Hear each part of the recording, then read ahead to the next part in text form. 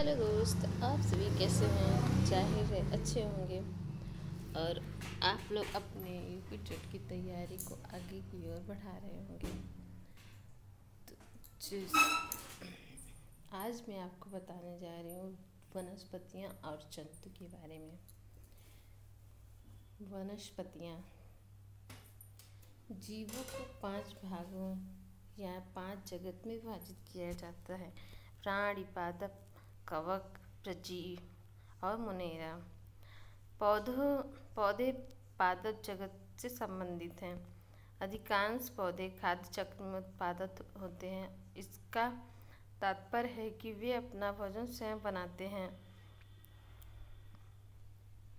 उन्हें स्वपोषक के रूप में भी जाना जाता है। वे प्रकाश संश्लेषण की प्रक्रिया द्वारा अपना भोजन स्वयं बनाते हैं। ये मुख्य रूप से यूकेरियोटिक बहुकोशिकीय जीव होते हैं। पौधे में निम्न प्रकार से विभाजित किया जा सकता है: परजीवी पौधे, कीटभक्षी पौधे, मृतोज्जीवी पौधे और सहजीवी पौधे। परजीवी पौधे कुछ पौधे जो अन्य जीवों से सभी अथवा उनके कुछ पोषण प्राप्त करते हैं उन्हें परजीवी पौधे कहा जाता है। प्रायः प्रत्येक जैव क्षेत्र में परजीवी होते हैं। इन पौधों की संशोधित विशेष जड़ें होते हैं। इन्हें चुस्कांक कहते हैं। उदाहरण कसकुटा, अमरवेल, वंडा, मिसोल्ट, रेफलेशिया आदि। कीटभक्षी पौधे ये मांसाहारी पौधे होते हैं, अर्थात ये अपने पोषण के लिए अन्य जीवों का भक्षण करते हैं।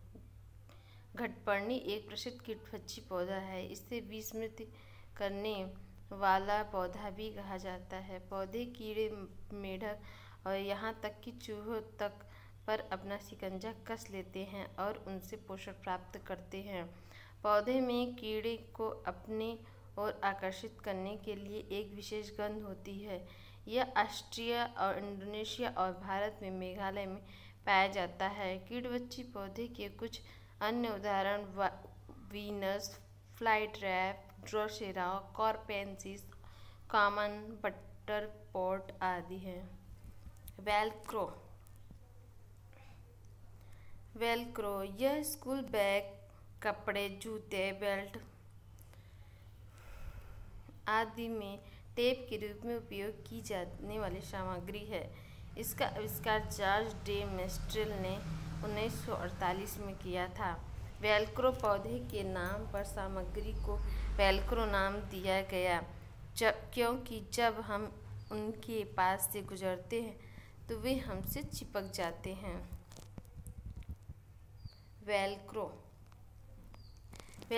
के पौधे के कुछ उदाहरण हैं: कैचवीड, पेस्ट्रा, क्लीवर आदि। डेजर्ट ओक यह एक ऑस्ट्रेलियाई कैसूरीना धीमी गति से बढ़ने वाले पेड़ हैं जो शुष्क क्षेत्रों में पाया जाता है। यह मुख्य रूप से ऑस्ट्रेलिया के उत्तरी, दक्षिणी, पश्चिमी क्षेत्रों में पाया जाता है। इन पौधों की जड़ जमीन के नीचे बहुत गहरी होती हैं और जल स्तर तक पहुँचती हैं। जड़ें फिर पानी को सोखती हैं और उसे पेड़ के तने में एकत्रित कर देती हैं। स्थानीय लोग पेड़ के पानी तक पहुँचने और पीने के लिए पाइप का उपयोग करते हैं। खुशबू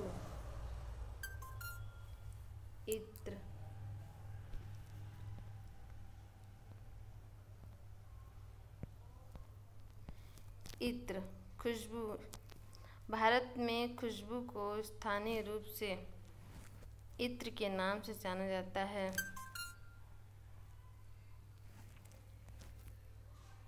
भारत में खुशबू को स्थानीय रूप से इत्र के नाम से जाना जाता है। यह सुगंधित फूलों का सबसे शुद्ध रूप माना जाता है। गुलाब, गेंदा, चमेली आदि फूलों का उपयोग इत्र बनाने के लिए किया जाता है। उत्तर प्रदेश के कन्नौज जिला इसके लिए प्रसिद्ध है। पेरिस को दुनिया की इत्र राजधानी के रूप में जाना जाता है। कन्नौज को भारत की इत्र राजधानी के रूप में जाना जाता है। मधुबनी चित्रकला, यह बिहार में मिथिला क्षेत्र के मधुबनी जिले की चित्रकला का एक प्रसिद्ध रूप है। यह चित्रकला सदियों से त्योहारों और अन्य खुशी के अवसरों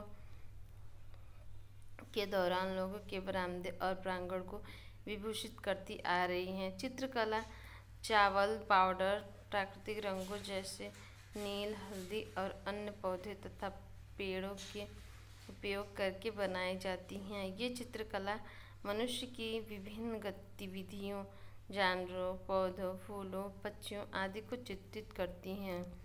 भोजन के रूप में प्रयोग किए जाने वाला प्रसिद्ध फूल। कुछ फूल जिन्हें भोजन के रूप में उपयोग किया जाता है: केले के फूल, गेंदा, मोरिंगा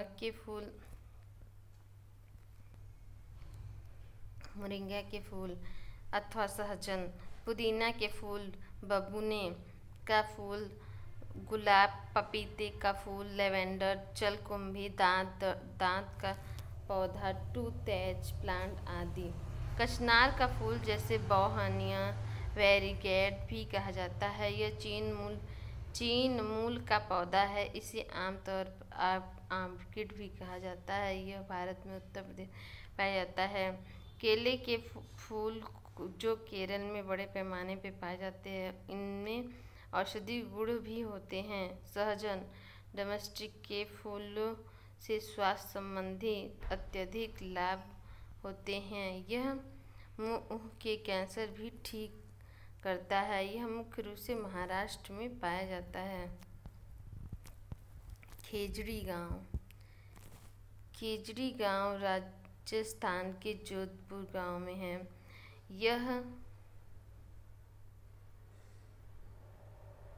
यह गांव खेजड़ी के पेड़ों के लिए जाना जाता है। इस गांव के लोग खेजड़ी के पेड़ों की पूजा करते थे और पेड़ों की बहुत देखभाल करते थे। 1730 ईस्वी में अंग्रेजों से पेड़ों की रक्षा के लिए गांव के बिश्नोई समुदाय के 663 लोगों ने अपना बलिदान दिया। इस आंदोलन का नेतृत्व अमृता देवी बिश्नोई नामक एक स्थानीय महिला ने किया, जिन्होंने इसे बचाने के लिए पेड़ों से चिपक गई। इस आंदोलन को चिपको आंदोलन भी कहा जाता है। लोगों ने नारा दिया, अगर पेड़ हैं तो हम हैं, जिसका अर्थ है कि अगर पेड़ों का अस्तित्व है तो हमारा भी अस्तित्व है। खेजड़ी के पेड़ों की छाल में औषधीय गुण पाए जाते हैं। पेड़ की छाल का उपयोग दवाई बनाने के लिए किया जाता है। इसकी फली को बीन्स के रूप में खाया जाता है। पेड़ की लकड़ी कीटों को प्रभावित नहीं होती। गांव के लोग मुख्य रूप से बकरियों, हिरणों और मोरों को पालने में व्यस्त रहते हैं। महत्वपूर्ण सब्जियां और फल और उनकी उत्पत्ति: मिर्च दक्षिण अमेरिका, आलू दक्षिण अमेरिका, टमाटर दक्षिण अमेरिका, गोभी यूरोप, मटर यूरोप, ओकरा फेया भिंडी अफ्रीका, रोबस्टा कर्नाटक, ओलोंग चाय ताइवान, अदरक हिमाचल प्रदेश, आम इंडो बर्मा, नारंगी चीन, केला चीन। झारखंड जंगल बचाओ आंदोलन: इसे 2000 में झारखंड जंगल बचाओ आंदोलन भी कहा जाता है। जैसा कि नाम से स्पष्ट है कि झारखंड के जंगल को बचाने के लिए एक आंदोलन चलाया गया।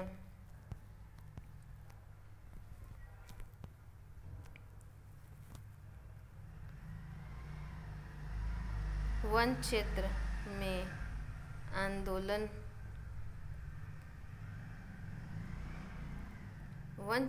आंदोलन एक पहल के रूप में उभरा था। कुरुक जनजाति, जिसे ओरांव भी कहा जाता है, झारखंड के पश्चिम बंगाल, उड़ीसा और छत्तीसगढ़ राज्यों में रहने वाली एक द्रविड़ जनजाति है। वे मुख्य रूप से झारखंड में पाए जाते हैं। वे वन को अपना सामूहिक संसाधन मानते हैं। वे कुरुक भाषा बोलते हैं। कुरुक भाषा वन को तोरंग कहा जाता है। ये मोस्ट इम्पॉर्टेंट लाइन है। ये यूपी टेट में क्वेश्चन पूछा भी गया है। झारखंड में एक तोरंग केंद्र है, जहाँ बच्चों को जड़ी बूटियों, दवाओं और बांस के सामान बनाने की कला सिखाते हैं। वन अधिकार अधिनियम 2007 मोस्ट इम्पॉर्टेंट को लाइन। यह अधिनियम दिसंबर 2006 को पारित किया गया था और इसे महत्वपूर्ण विधानों में से एक माना जाता है। यह दिसंबर 2007 में लागू हुआ था। अधिनियम अनुसूचित जनजातियों और अन्य वनवासियों के अधिकारों को मान्यता देता है जो पीढ़ियों से जंगल में निवास कर रहे हैं। यह वनस्पतियों के अधिकारों को मान्यता देता है और उनका सम्मान करता है। वह सदियों से जंगल में रह रहे हैं, वे इस लाभ से वंचित नहीं रह सकते। यह क्षेत्र के वनों की रक्षा ग्राम सभाओं की सहायता से करते हैं। स्थानांतरण की खेती झूम कृषि।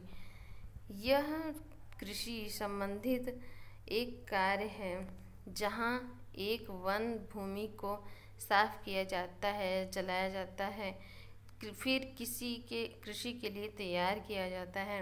फसलों के विकास के लिए राख को उपजाऊ माना जाता है। लोग कुछ वर्षों के लिए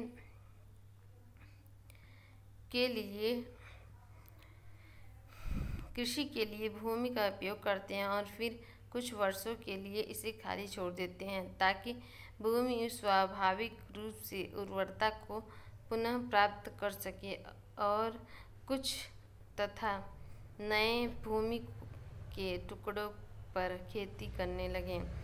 इस प्रकार की खेती को काट या स्लैश और बर्न कृषि भी कहा जाता है। इस प्रकार की कृषि में मक्का, चावल, जिमीकंद, आलू, कसावा आदि की फसलें उगाई जाती हैं। यह मुख्य रूप से अमेज़न बेसिन और पूर्वोत्तर भारत के जंगल में प्रचलित है। इन क्षेत्रों में भारी वर्षा होती है और शीघ्रता से पुनः उत्पन्न होती है। मिजोरम में इसे झूम खेती कहा जाता है। वहाँ के लोग चावल उगाते हैं। मिजोरम के लोग अपने चेरो नृत्य के लिए प्रसिद्ध हैं। यह लाइन मोस्ट इम्पॉर्टेंट है, आप लोग अपना नोट्स बनाते चलिए। ये यूपी टेट के लिए मोस्ट इम्पॉर्टेंट क्वेश्चन है और ये तो सी टेट में भी ये क्वेश्चन पूछा गया है 2019 में।